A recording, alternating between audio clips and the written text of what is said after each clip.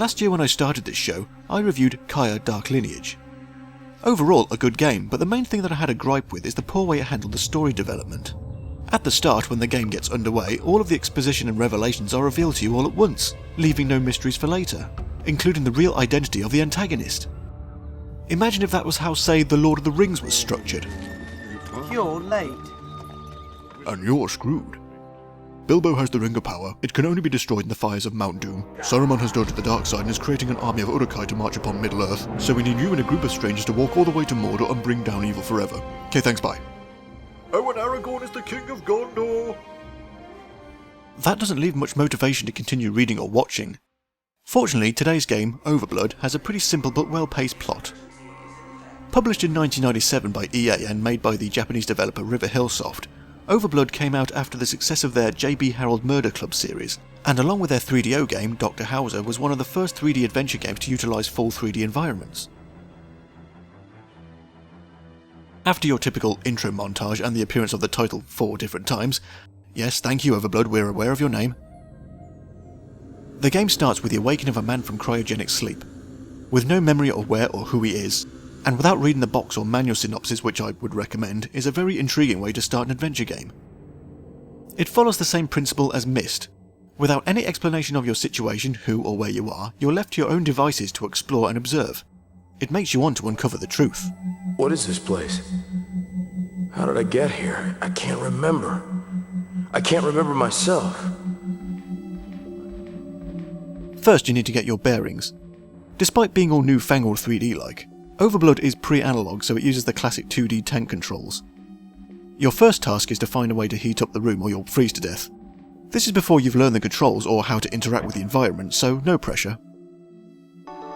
Okay, room warmed up and a thermal vest found. Good, this little jacket that only covers half my torso will protect me. Time to venture forth and start the game proper. When searching around and finding a few items, you are quickly introduced to this game's multiple character feature with a feisty and friendly little robot which our protagonist names Peepo. Peepo? Why not? Peepo it is.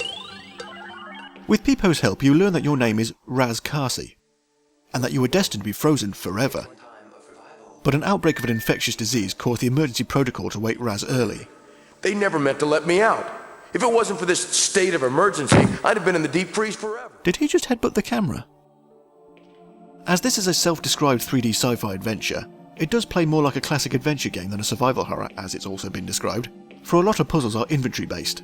So I would say keep an eye out for takeable items, but in OverBlood items are harder to find than usual. I mentioned in the Cold Fear review that in that game, finding useful items was easy due to them twinkling and, being visible. OverBlood has you work for your items. They don't appear visually at all, and it's up to you to check everything top to bottom, literally. If there's nothing there, crouch and then check. Get used to waddling around on your ass. When I'm crouching, you can make me do the duck walk. Cool, huh? There are enemies, infected people brought on by the outbreak. Oh, Jesus. To keep with the desolate atmosphere, they appear rather infrequently. Raz does find a gun along the way, but I've found they're easily subdued with melee attacks and saving any ammo found for boss fights. Peepo!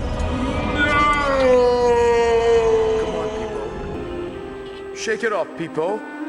Self-diagnose, you can make it. I'll avenge you, my little friend who I've known for about an hour now. Fear not, Raz isn't lonely for long, as he soon comes across Millie, who is in the same boat as he is. My name is Raz Carsey. Millie Azray. Nice to meet you. Millie also can't remember a thing, but exhibits a familiarity with the surroundings and can access computer equipment, but cannot fight enemies. That's a man's job. Okay, I doubt this was intentionally sexist. They probably only program Raz with the combat mechanic. But if you're currently controlling Millie and the enemy appears, the game will automatically switch to Raz whilst Millie is making Raz a sandwich or something. That's for Peepo! That's for not giving Millie the ability to fight! And that's for my own gather! That's the last Lord of the Rings joke, I promise. Raz and Millie's escape attempt hasn't gone unnoticed. Every step of the way they're being watched by a shadowy figure who is not pleased with their awakening. Who is he? Well, that might spoil the M. Night Shyamalan-esque twist. Doesn't leave much time to get her out of there. Rescue is problematic. Raz may be the main character, but a similar mystery hangs over Millie's head too. She was also being held for a purpose, so her involvement is just as, if not more important. So for being a crucial character, please forgive her for being a not-so-intelligent AI partner, or Raz for that matter. Left to their own devices, they will get caught on scenery, they will get in the way, they do their limited animations in humorous unison, and for some reason their hands are always in a position as if holding the gun even when not doing so, especially Millie who can't even use a gun. There is some climbing and platforming involved, but not being too accurate. A nice feature in order to get around some of the awkward camera angles, there are 3 interchangeable cameras, fixed, third person and first person. I didn't find much use for the first person, but switching between the other two made life a lot easier. Sometimes. A generic screen, I'm sure, but if I add subtitles, tell me you don't hear it. And just like some classic adventure games of old, sudden arcade action sequence. Damn it. We're gonna have to bail out. Get ready. Admittedly, this feels a bit tacked on, but hey, now we're in the realm of 3D, we need to get as much out of this 3D-ness as possible. All right? Oh, yeah. In one piece. I was surprised by how much I enjoyed OverBlood. The level design is pretty basic, the characters control like broken bumper cars, the combat is far too easy and it only took about 4 hours, but that's okay. Its uncomplicated approach was refreshing. I think River Hillsoft have created what could be described as a casual adventure game. It may be simplistic, but it's been done pretty well. Raz and Millie are likeable characters and you feel for their plight, so it keeps you going to the end.